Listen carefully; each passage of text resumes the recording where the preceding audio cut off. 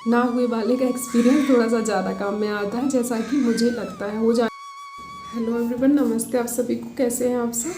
तो हम वापस से एक टीचर एग्ज़ाम की जानकारी के साथ चर्चा करेंगे, जो कि सीटेट के बारे में है। सीटेट की नोटिफिकेशन जारी हो गई और सीटेट ने ये बहुत अच्छा काम किया है कि साल भर में 2 बार सीटेट के एग्ज़ाम करवाए जा रहे हैं। बहुत से लोग हैं जिनको उस चीज़ की ज़रूरत पड़ती है, और इस बार मतलब पिछले 2 बार से एग्ज़ाम ऑफलाइन हो चुका है, तो ये भी बहुत अपने आप में सहूलियत की चीज़ है। तो सीटेट के लिए नोटिफिकेशंस जारी हो चुके हैं। आपके पास उचित योग्यता जो भी है, सीटेट का फर्स्ट पेपर अगर आप क्वालिफाई करना चाहते हैं, सीटेट मतलब जिन लोगों को नहीं पता उनके लिए सीटेट बताते हैं कि सीटेट 2 मतलब एग्ज़ाम कंडक्ट करता है। सीटेट का एग्ज़ाम पेपर फर्स्ट और पेपर सेकंड। पेपर फर्स्ट जो होता है वो आपका प्राइमरी शिक्षक के लिए लगता है, प्राइमरी टीचर जो भी होते हैं सेंट्रल गवर्नमेंट के स्कूल्स में।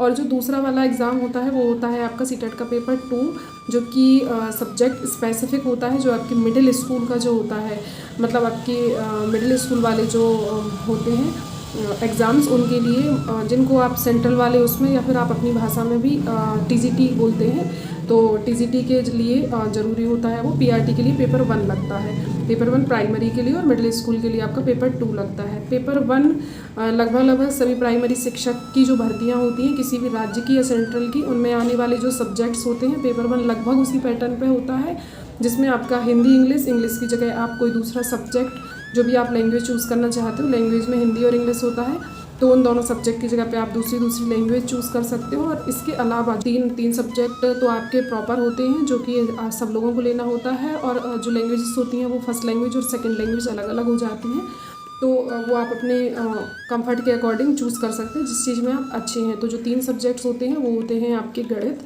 एक मैथ्स आपका आता है 30 मार्क्स का, टोटल 150 नंबर का पेपर होता है।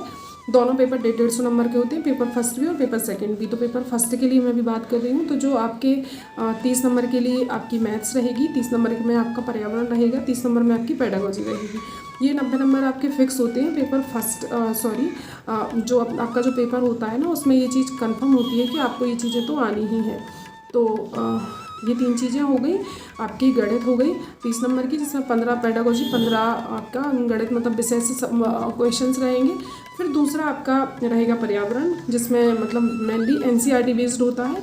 तो एनसीईआरटी का जो पर्यावरण है, आप उस चीज़ की समरी या फिर पर्यावरण की जो भी बुक्स हैं प्राइमरी लेवल तक की, उनको पढ़ के आप पर्यावरण को कवर कर सकते हैं, और वही सेम चीज़ गणित के साथ है।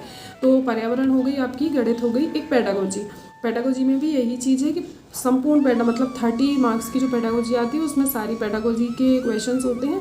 पेपर फर्स्ट में इनका लेवल थोड़ा सा नॉर्मल होता है। पेपर सेकंड जो कि टीजीटी के लिए होता है, उसमें इसका थोड़ा सा जो लेवल होता है वो थोड़ा सा हाई हो जाता है। और इसको थोड़ा सा हाई कहना मतलब अच्छा खासा हाई होता है, थोड़ा सा हाई तो नहीं होता, अच्छा खासा हाई हो जाता है। तो 3 सब्जेक्ट तो आपके हो गए, और चौथा और 5वां सब्जेक्ट आपका पेपर फर्स्ट के लिए हिंदी और इंग्लिश है। तो जो लैंग्वेज है वो आप अकॉर्डिंगली अपने हिसाब से चूज़ कर सकते हैं। अब अगर आप पेपर सेकंड की बात करें हम, तो पेपर फर्स्ट में जो 5 सब्जेक्ट होंगे वो होंगे हिंदी, इंग्लिश, पेडागोजी, गणित और ईवीएस पर्यावरण जिसको आप कहते हैं, ये 5 सब्जेक्ट होंगे। अब हम अगर पेपर 2 की बात करते हैं, तो पेपर 2 में आपके जो 5 सब्जेक्ट होंगे, मतलब सब्जेक्ट तो 4 ही रहेंगे, 5 जो डिवाइड होता है 5 भाग में, 150 नंबर का क्योंकि क्वेश्चन होता है, उसमें आपको 2.5 घंटा 150 मिनट ही मिलते हैं दोनों में। तो उसमें जो सेकंड वाला पेपर होता है, उसमें फर्स्ट आपका जो होगा पेडागोजी 30 नंबर का, वो पहले पेपर में भी आएगा, सेकंड पेपर में भी आएगा। और जो पेडागोजी आपका होगा वो पहले पेपर का थोड़ा सा नॉर्मल और सेकंड पेपर का थोड़ा सा, पेपर 2 का थोड़ा सा टफ रहेगा। दूसरी चीज़ जो आएगी आपकी हिंदी और इंग्लिश। आपको लैंग्वेज 1 पे हिंदी लेना है या लैंग्वेज 2 पे हिंदी लेना है, तो हिंदी और इंग्लिश को आप अल्टरनेटिव, या फिर आपकी जो भी लैंग्वेज है, सारी जो लैंग्वेजेस हैं उन सारी लैंग्वेजेस में सीटेट पेपर कंडक्ट करवाता है, तो आपको फर्स्ट एंड सेकंड लैंग्वेज जो भी लेनी है तो वो आप ले सकते हैं। तो ये हो गए आपके 90 मार्क्स 150 में से। अब आपके जो 60 मार्क्स बचे, उसमें से ऐसा होता है कि अगर आप मैथ्स साइंस स्ट्रीम वाले हैं तो आपकी 60 नंबर की मैथ्स और साइंस आएगी, और अगर आप सोशल स्टडीज़ मतलब वाले हैं, आर्ट वाले हैं, तो आपके लिए 60 नंबर की सोशल स्टडीज़ आएगी। तो ये अकॉर्डिंगली होता है, आपके सब्जेक्ट के ऊपर डिपेंड करता है कि आपका जो भी सब्जेक्ट है उसके ऊपर आपका डिपेंड करेगा। तो पेपर फर्स्ट के लिए 5 सब्जेक्ट जो हैं वो सबके लिए सेम होते हैं। पेपर जो 2 होता है उसके लिए 90 जो क्वेश्चंस होते हैं वो सबके लिए सेम होते हैं, जिनमें हिंदी, इंग्लिश या जो भी लैंग्वेज आप चूज़ करते हैं वो लैंग्वेज, और फिर उसके अलावा 30 मार्क्स की पेडागोजी ये सेम होती है। और 2 जो पोर्शन होते हैं, मतलब एक पोर्शन होता है वो बेसिकली 2 पोर्शन को मिला के किया जाता है 60 मार्क्स का। तो वो जो 60 मार्क्स का क्वेश्चन होता है, क्वेश्चंस होते हैं 60 मार्क्स के 60 क्वेश्चंस, वो किसी सब्जेक्ट बेसिस के होते हैं जो भी आपका सब्जेक्ट रहा है। तो ये तो बहुत बेसिक सी जानकारी हो गई है। फॉर्म इसके अभी डल रहे हैं, 16 अक्टूबर लास्ट डेट है, तब तक डल रहे हैं।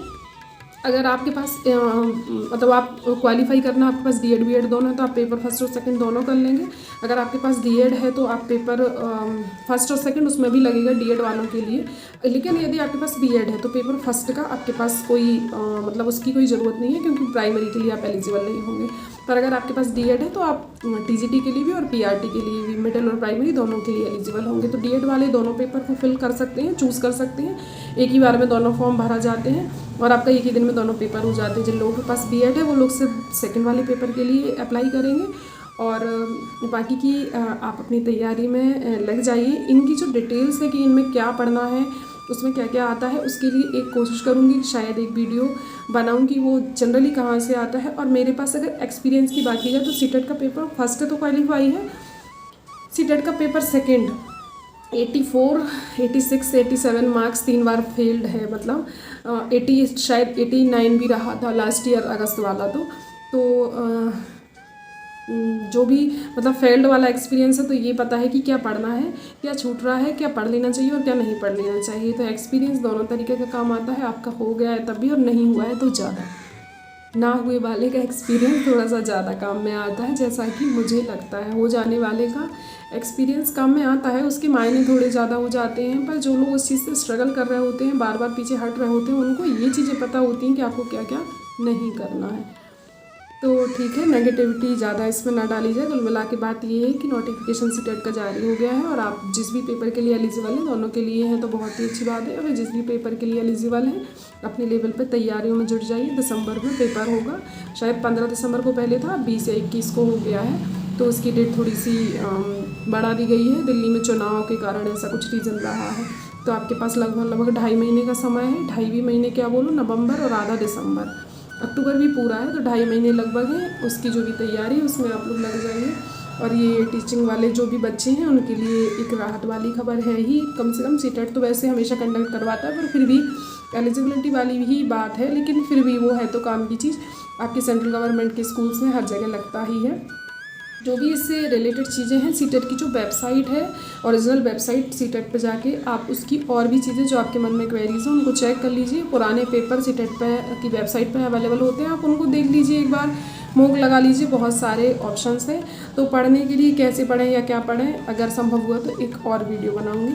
तो बने रहिएगा, चैनल से जुड़े रहिए। तब तक के लिए धन्यवाद आपका।